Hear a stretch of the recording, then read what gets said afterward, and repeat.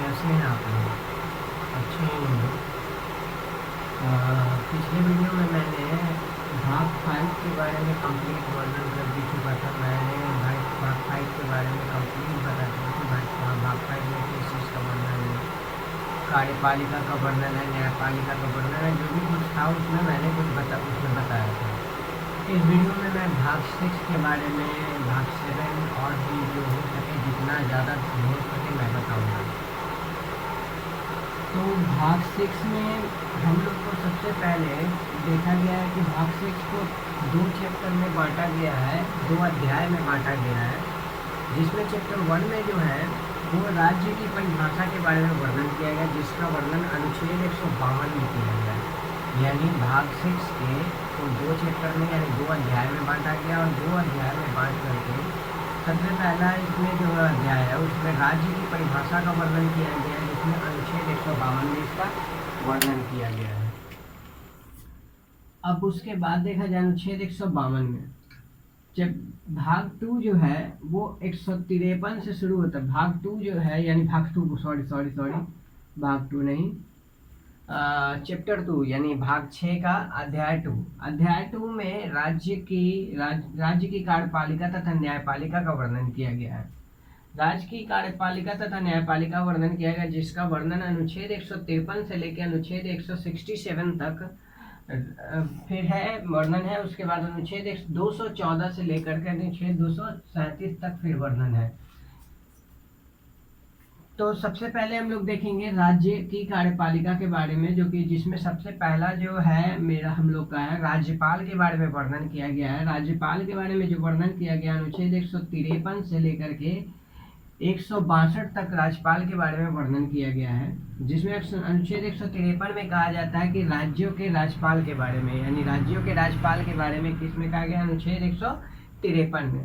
अनुच्छेद 154 में यानी अनुच्छेद 153 में ऐसा बोला गया कि राज्य में राज्यपाल की व्यवस्था होनी चाहिए। अनुच्छेद 154 में राज्य की कार्यपालिका शक्ति के बारे में वर्णन किया गया। अनुच्छेद 155 में राज्यपाल की नियुक्ति के बारे में वर्णन किया गया। अनुच्छेद 156 में राज्यपाल की पद अवधि के बारे में वर्णन किया गया। अनुच्छेद 157 में राज्यपाल नियुक्ति होने की योग्यता के बारे में वर्णन किया गया है। अनुच्छेद 158 में राज्यपाल के पद के लिए शर्त की वर्णन किया गया है, और अनुच्छेद 159 में राज्यपाल द्वारा शपथ का वर्णन किया गया है। अनुच्छेद 160 में कुछ परिस्थितियों में राज्यपाल का निष्कासन पर वर्णन किया गया। और अनुच्छेद 161 में क्षमा आदि और कुछ मामलों में दंडादेश का निलंबन पे वर्णन किया गया है।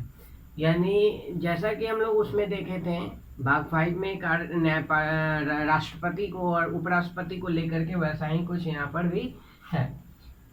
अनुच्छेद 162 में राज्य की कार्यपालिका के शक्ति विस्तार के बारे में वर्णन किया गया है। मंत्री परिषद, उसके बाद हम राज्यपाल के बाद हम लोग देखते हैं मंत्री परिषद के बारे में। मंत्री परिषद में अनुच्छेद 163 से लेकर के 165 तक वर्णन है ये मंत्री परिषद का। 163 में अनुच्छेद 163 में कहा जाता है राज्यपाल को सहायता एवं सलाह देने के लिए एक मंत्री परिषद का गठन किया जाता है। यानी राज्यपाल को सहायता एवं सलाह देने के लिए एक मंत्री परिषद का गठन किया जाता है, अनुच्छेद 163 में कहा गया। अनुच्छेद 164 में मंत्रियों के बारे में अन्य उपबंध के बारे में वर्णन किया गया है। यानी मंत्रियों के बारे में जो भी अन्य उपबंध हुआ अनुच्छेद 164 में। और अनुच्छेद 165 में राज्य का महाधिवक्ता यानी एडवोकेट जनरल के बारे में, जैसे वहाँ पे महान्यायवादी थे वैसे ही यहाँ पे एडवोकेट जनरल होते हैं, ठीक है। एडवोकेट जनरल राज्य के महाधिवक्ता, जिसको एडवोकेट जनरल का वर्णन 165 में किया गया है। सरकारी कार्य का संचालन उसके बाद थर्ड है सरकारी कार्य का अनुच्छेद 166 और अनुच्छेद 167 में वर्णन किया गया। अनुच्छेद 166 में राज्य सरकार के कार्य का संचालन के बारे में वर्णन किया गया, और अनुच्छेद 167 में राज्यपाल के जानकारी आदि देने के संबंध में मुख्यमंत्री का कर्तव्य, यानी राज्यपाल को जो भी जानकारी देना है वो सब कर्तव्य किसका, मुख्यमंत्री का क्या कर्तव्य है, कौन सा जानकारी राज्यपाल को देना है, क्या जानकारी देना है, ये सारे के बारे में वर्णन किया गया। 167 में मुख्यमंत्री के कर्तव्य के बारे में राज्यपाल को क्या जानकारी देना है। अब हम लोग आते हैं अगला उच्च न्यायालय के बारे में, जो कि हम लोगों ने कहा था कि राज्य की कार्यपालिका तथा न्यायपालिका का चैप्टर 2 में वर्णन है। तो 153 से लेकर के 167 तक हम लोगों ने देख लिया। अब हम लोग देखेंगे उच्च न्यायालय के बारे में, अनुच्छेद 214 से लेकर 237 तक में। पहला हम लोग देखते हैं इसमें, मतलब इसमें डिवाइड जो किया गया उसमें पहला उच्च न्यायालय है। तो उच्च न्यायालय में जो डिवीजन, उच्च न्यायालय का जो वर्णन किया गया 214 से लेकर 231 तक वर्णन किया गया। अनुच्छेद 215 में कहा गया है कि ये उच्च न्यायालय अभिलेखीय न्यायालय है। 216 में उच्च न्यायालय के गठन के बारे में बात की गई है। 217 में न्यायाधीशों की नियुक्ति के बारे में बात की गई है। 218 में, अनुच्छेद 218 में उच्च न्यायालय से संबंधित कुछ उपबंध जो सिर्फ उच्च न्यायालय में लागू होगा, ऐसा बात किया गया। यानी उच्च न्यायालय से संबंधित कुछ उपबंध है जो कि सिर्फ और सिर्फ उच्च न्यायालय में ही लागू होता है, ऐसा बात किया गया 218 में। 219 में शपथ के बारे में बात की गई है। 220 में शपथ यानी न्यायाधीश के शपथ के बारे में, या बगैर जो भी शपथ लेते हैं वो शपथ के बारे में। अनुच्छेद 220 में स्थानीय न्यायाधीश के बारे में वर्णन किया गया है। स्थानीय न्यायाधीश के रहने के पश्चात विधि व्यवसाय पर निर्बंधन की बात की। अनुच्छेद 220 में क्या किया गया है? स्थानीय न्यायाधीश रहने के पश्चात विधि व्यवसाय पर निर्बंधन की बात की गई है अनुच्छेद 220 में। अनुच्छेद 221 में वेतन की बात की गई है। अनुच्छेद 222 में एक न्यायालय से दूसरे न्यायालय में न्यायाधीशों का स्थानांतरण पर बात की गई है। अनुच्छेद 223 में न्यायाधीशों के स्थानांतरण पे बात की। अनुच्छेद 223 में यहाँ पे अनुच्छेद 222 में कहा गया है कि एक न्यायालय से दूसरे न्यायालय में न्यायाधीश का स्थानांतरण होगा, इसका वर्णन 222 में है। अनुच्छेद 223 में कार्यकारी मुख्य न्यायाधीश की नियुक्ति के बारे में बात किया गया है। अनुच्छेद 224 में कार्यकारी उप न्यायाधीश की नियुक्ति के बारे में बात की गई है। यानी अनुच्छेद 223 में कार्यकारी मुख्य न्यायाधीश की नियुक्ति की बात की गई और 24 में कार्यकारी उप न्यायाधीश की नियुक्ति के बारे में बात की गई है। 224 के में अन्य न्यायाधीश की नियुक्ति की बात की गई है और अनुच्छेद 225 में उच्च न्यायालय की अधिकारिता के बारे में बात कही गई है कि उच्च न्यायालय की क्या अधिकारिता है, कहाँ तक वो उसका अधिकार जाता है। अनुच्छेद 226 में कुछ रीट निकालने के संबंधित अधिकार हैं, यानी उच्च न्यायालय को कहाँ तक रीट निकालने, कौन कौन से रीट जारी करने का अधिकार है, इसका वर्णन अनुच्छेद 226 में किया गया। अनुच्छेद 227 में सभी न्यायालयों के समकक्ष उच्च न्यायालय की शक्ति, यानी जो भी न्यायालय है उच्च न्यायालय से नीचे उन सभी के समकक्ष उच्च न्यायालय की क्या शक्ति है, इसके बारे में वर्णन अनुच्छेद 227 में की गई है। अनुच्छेद 229 में उच्च न्यायालय के अधिकारी, सेवक तथा व्यय के बारे में बात की गई कि उच्च न्यायालय के जो भी अधिकारी होंगे उसके कौन से सेवक और उनका क्या व्यय होगा, इसके बारे में वर्णन अनुच्छेद 229 में किया गया है। अनुच्छेद 230 में कहा गया है उच्च न्यायालय की अधिकारिता का संघ राज्य के क्षेत्र में विस्तार, यानी उच्च न्यायालय का जो अधिकार है, अभी हम लोग अनुच्छेद 200 क्या कहते हैं, हम लोग अनुच्छेद 225 में उच्च न्यायालय की अधिकारिता के बारे में बात किए थे, लेकिन यहाँ पे अधिकारिता का क्या हो गया कि ये उच्च न्यायालय की अधिकारिता कहाँ थे, तो वो वैसे मतलब उच्च न्यायालय की अधिकारिता कहाँ, तो जो भी उसके अंडर में न्यायाधीश, जो भी उसके अंदर में ये रहेंगे, क्या कहते हैं, न्यायालय रहेंगे और भी नीचे के न्यायालय, उसके समकक्ष क्या अधिकार है या उसके समकक्ष क्या शक्ति, उसके बारे में 227 में है। अधिकारिता के बारे में 225 में वर्णन है। उसी तरह से 230 में उच्च न्यायालय के अधिकार का संघ राज्य क्षेत्र में विस्तार, यानी अगर यहाँ से राज्य की बात हो रही थी, लेकिन अगर संघ राज्य क्षेत्र है तो उसमें उच्च न्यायालय की क्या अधिकारिता होगी, संघ राज्य क्षेत्र यानी यूनियन टेरिटरी, और उसके बाद उसमें उसका वर्णन 230 में किया गया। अनुच्छेद 231 में 2 या 2 से अधिक राज्यों के लिए एक ही उच्च न्यायालय के बारे में बात की गई 231 में, यानी 2 या 2 से अधिक राज्यों के लिए एक ही उच्च न्यायालय की व्यवस्था 231 में की गई है, अनुच्छेद 231 में। अब यहाँ से हम लोग देखें उच्च न्यायालय के बारे में वर्णन था जो कि अनुच्छेद 214 से 231 के बारे में 31 में कहा गया। अब हम लोग अधीनस्थ न्यायालय के बारे में देखेंगे, तो अधीनस्थ न्यायालय के बारे में देखते हैं। अनुच्छेद 233 से लेकर 237 तक अधीनस्थ न्यायालय के बारे में वर्णन है। 233 में बोला जाता है जिला मुख्य न्यायाधीशों की नियुक्ति, यानी जिला में जो भी न्यायालय होंगे अधीनस्थ न्यायालय, उसमें मुख्य न्यायाधीश की नियुक्ति के बारे में बात करें, अनुच्छेद 233 में कहा गया। अनुच्छेद 233 के ए में कहा गया कुछ जिला न्यायाधीशों की नियुक्ति उनके द्वारा दिए गए निर्णय का विधि मान्यकरण, यानी जो भी कुछ जिला न्यायाधीश होंगे उनकी नियुक्ति की बात और उनके द्वारा जो भी दिए गए निर्णय होंगे उसकी विधि मान्यता, मतलब उनकी मान्यता कहाँ तक है, क्या कौन मान सकता है, कहाँ तक माना जा सकता है, इसके बारे में अनुच्छेद 233 के ए में कहा गया। 234 में अनुच्छेद 234 में कहा गया है न्यायिक सेवा में जिला न्यायाधीश एवं के अलावा न्यायिक सेवा में जिला न्यायाधीश के अलावा अन्य व्यक्ति की नियुक्ति, यानी न्यायिक सेवा में जिला न्यायाधीश के अलावा जो अन्य व्यक्ति होंगे उसकी नियुक्ति कैसे की जाएगी, इसके बारे में अनुच्छेद 234 में किया गया। यानी न्यायिक सेवा में जिला न्यायाधीश के अलावा कोई भी अन्य व्यक्ति जो कि न्यायालय न्यायाधीश की सेवा करता है या न्यायाधीश की सहायता करता है, उसकी नियुक्ति कैसे की जाएगी उसके बारे में वर्णन किया गया 234 में। अनुच्छेद 235 में अधीनस्थ न्यायालय पर नियंत्रण, यानी अधीनस्थ न्यायालय पे कैसा नियंत्रण होगा, किसका नियंत्रण होगा, इसके बारे में बात किया गया अनुच्छेद 235 में। और अनुच्छेद 237 में कुछ वर्ग या वर्गों के मजिस्ट्रेट पर इस अध्याय का उपबंध लागू, यानी मजिस्ट्रेट भी इस अध्याय चैप्टर 2 में जो भी है, जो भी रूल रेगुलेशंस है वो मजिस्ट्रेट पर भी लागू होते हैं। मजिस्ट्रेट भी न्याय का काम कर सकते हैं, कुछ वर्ग या वर्ग से रिलेटेड जो भी मजिस्ट्रेट होंगे वो भी न्याय का काम कर सकते हैं, ऐसा वर्णन 237 में किया गया।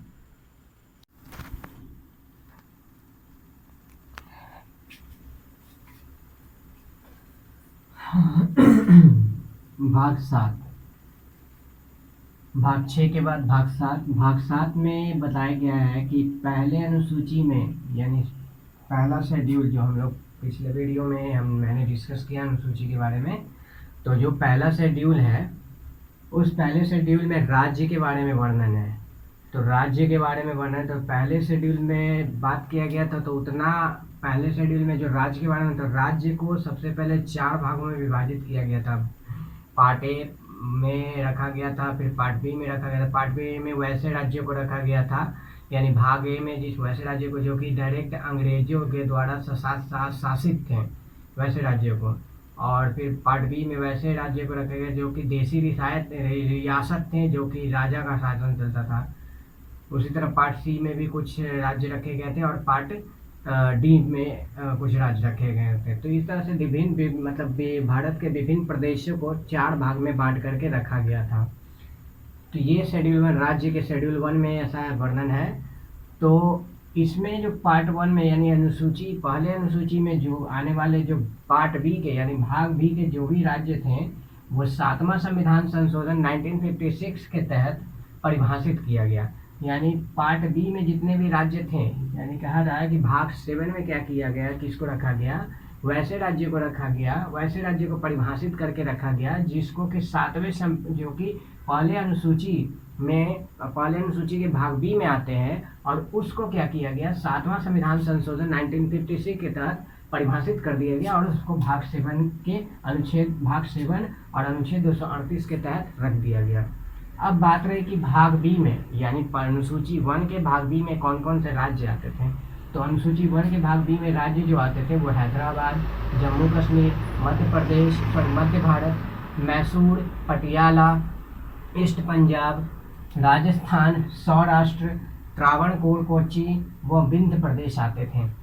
7वां अनुसूची जो 7वां संविधान संशोधन था, 7वां संविधान संशोधन था, संशोधन के द्वारा 14 प्रदेश, यानी 7वां हम बोले यहाँ पे 7वां संविधान संशोधन के द्वारा, तो 7वां संविधान के संशोधन की वजह से भाग बी के राज्यों को नहीं और भी राज्यों को तो इसमें को परिभाषित किया गया, जिसमें क्या किया गया, 7वां संविधान संशोधन के द्वारा 14 प्रदेश, जिसमें कि आंध्र प्रदेश, असम, बिहार, मुंबई, जम्मू कश्मीर, केरल, मध्य प्रदेश, मद्रास, कर्नाटक, उड़ीसा, कर्नाटक को मैसूर भी कहा जाता है, उड़ीसा, पंजाब, राजस्थान, उत्तर प्रदेश व पश्चिम बंगाल को परिभाषित किया गया।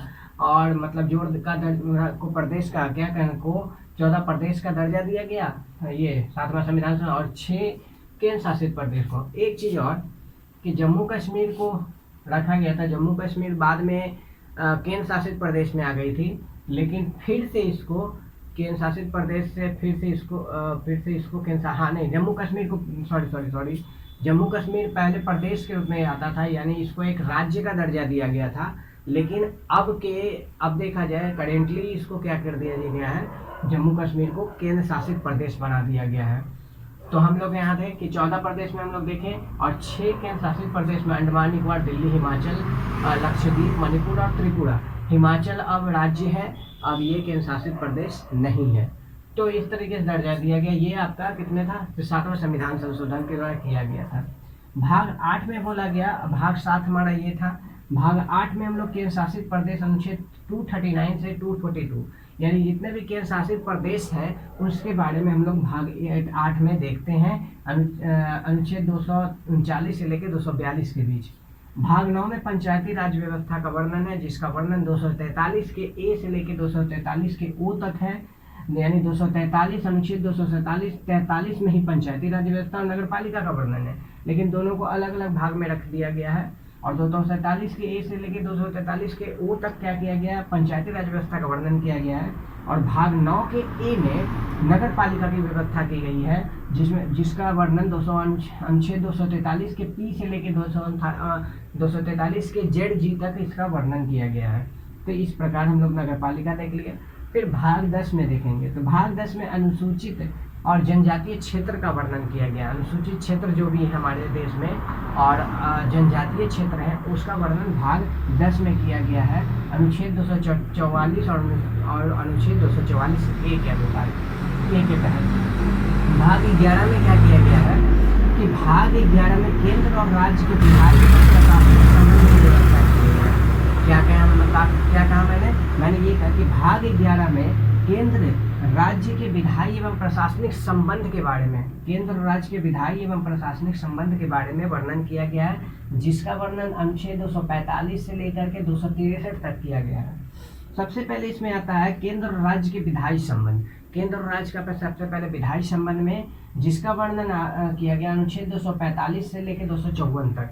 अनुच्छेद 246 में क्या किया गया, अनुसूची 7 में जो भी अनुसूची 7 शेड्यूल 7 में जो भी सूचियों का वर्णन था, उसमें जो सूचियों का वर्णन था, जिसमें विधायी शक्तियों का विभाजन किया गया था, बंटवारा किया गया था, केंद्र और राज्यों के बीच में विधायी शक्तियों का जो बंटवारा किया गया था अनुसूची 7 के अंतर्गत, वही सारी बातें, वही सारी सूचियां यहाँ पर भी की गई। अनुसूची 7 के बारे में कौन कौन सी सूची है, इसके बारे में देखना है तो मेरे पिछले वीडियो में आप लोग देख सकते हैं।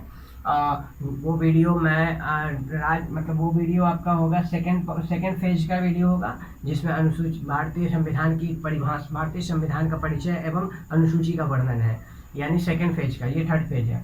उसके बाद हम लोग देखते हैं, यानी कहा गया कि 246 में अनुसूची 7 में के तहत, जो अनुसूची 7 की तरह इसमें भी केंद्र और राज्य के विधायी शक्तियों का बंटवारा किया गया है। 3 सूची है।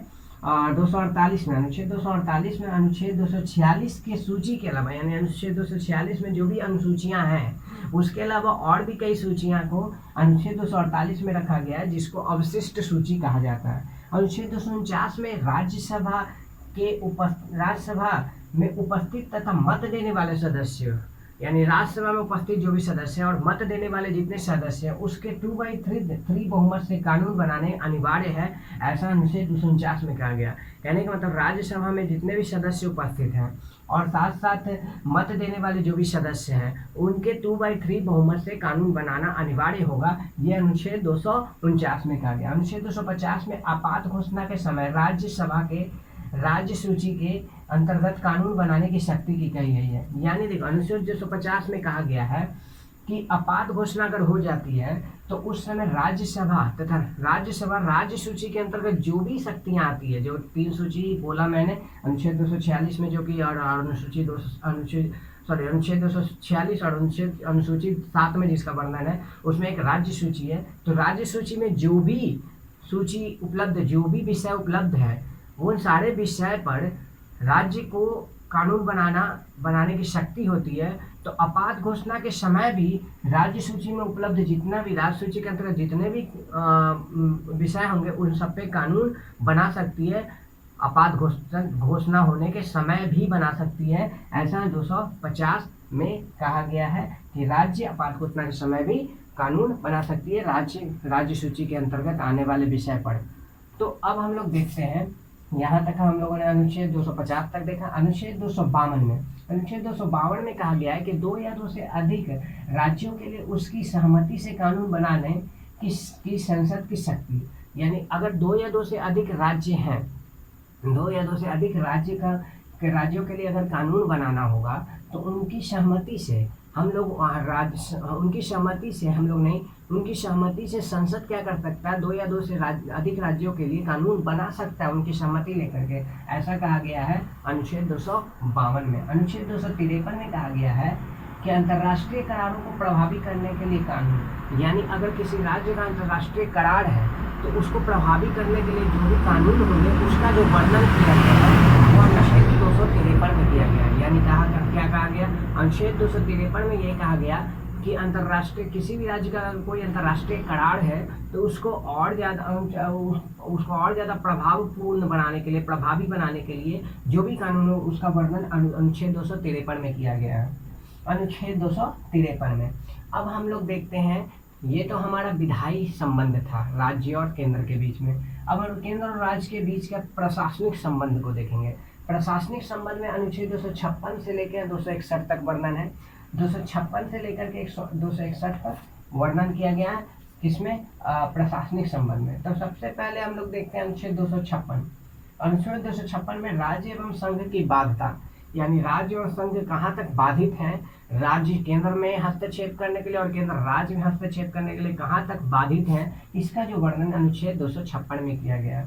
अनुच्छेद 257 में कहा गया है संघ और राज्यों पर नियंत्रण, यानी संघ यानी केंद्र का राज्य पे क्या नियंत्रण रहेगा, इसका वर्णन किया गया अनुच्छेद 257 में। अनुच्छेद 257 के ए में कहा गया है कि 44वें संविधान संशोधन 1978 में लागू किया गया, मतलब अनुच्छेद 257 के ए को 44वें संविधान संशोधन 1978 में लागू किया गया, यानी 44वें संविधान संशोधन के द्वारा अनुच्छेद 257 के ए को जोड़ा गया और इसके अंतर्गत कहा गया कि जो भी संघ की सशस्त्र बल होंगी, यानी संघ में जो भी सशस्त्र बल होंगी वो राज्य की सहायता के लिए अभिनियोजित की जा सकती है, यानी राज्य को अगर कभी भी सहायता जरूरत पड़ती है, उनको सहायता की जरूरत पड़ती है तो सशस्त्र बल जो केंद्र का है वो राज्य की सहायता के लिए अभिनियोजित हो सकते हैं। और ऐसा कहा गया अनुच्छेद 257 के ए में, जिसको कि 44वें संविधान संशोधन 1978 में जोड़ा गया।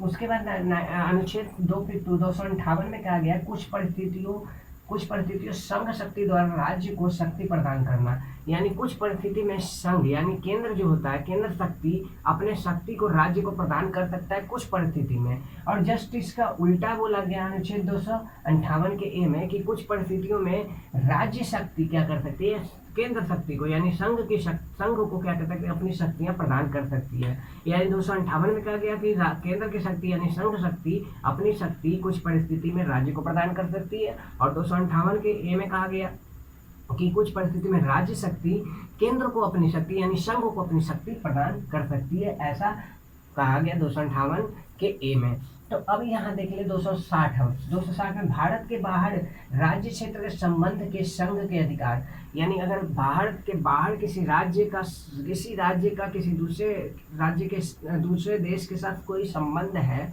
तो उसके संबंध में जो संघ का क्या अधिकार होगा उसका वर्णन 260 में किया गया। यानी मतलब कहने का हुआ कि अगर किसी राज्य का, भारत के किसी राज्य का बाहर के देश के साथ कोई संबंध है तो उस संबंध के एवज में संघ की यानी केंद्र की क्या अधिकार होंगी, इसका वर्णन अनुच्छेद 260 में किया गया। अनुच्छेद 261 में कहा गया सार्वजनिक कार्य, अभिलेख तथा न्यायिक कार्रवाई, यानी अनुच्छेद 261 में कि राज्य का जो सार्वजनिक कार्य होगा और अभिलेख किया जाएगा तथा न्यायिक कार्रवाई की जाएगी, इसका वर्णन अनुच्छेद 261 में किया। 262 में जल संबंधी विवाद का वर्णन किया गया है और 263 में राज्यों के बीच समन्वय की बात की गई है।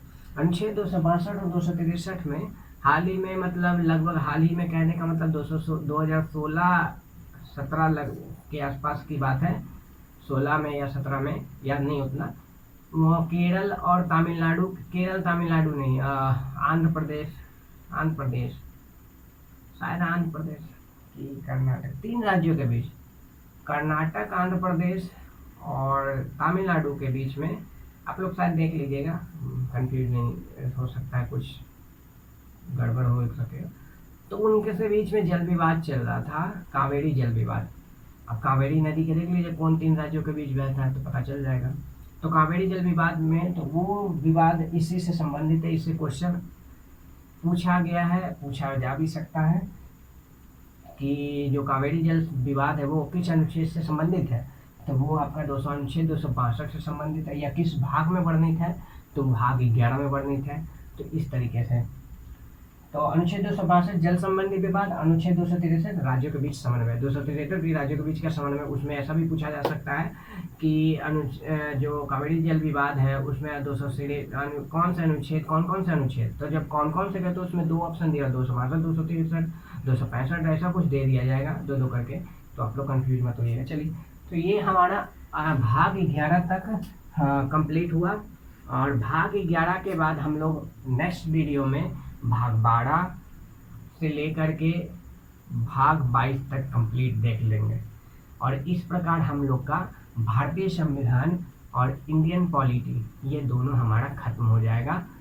तो अगले मतलब मेरा हम लोग का जो भारतीय संविधान का और इंडियन पॉलिटी का जो सीरीज था वो सारा हम लोग का समाप्त हो जाएगा। और अगला सीरीज में भी हो सकता है या तो मैं ज्योग्राफी शुरू करूं या तो मैं इकोनॉमिक्स शुरू करूं। कैसा लगा ये वीडियो बताइए। अच्छा लगा तो लाइक करिए, कमेंट करिए, शेयर करिए, अगर नए हैं तो सब्सक्राइब करिए। और अगर कोई त्रुटि हुई हो, अगर कोई गलती हुई हो तो उसको कमेंट में बोलिए कि ये गलती है, मैं उसको सुधार करने की कोशिश करूँगा। Thank you.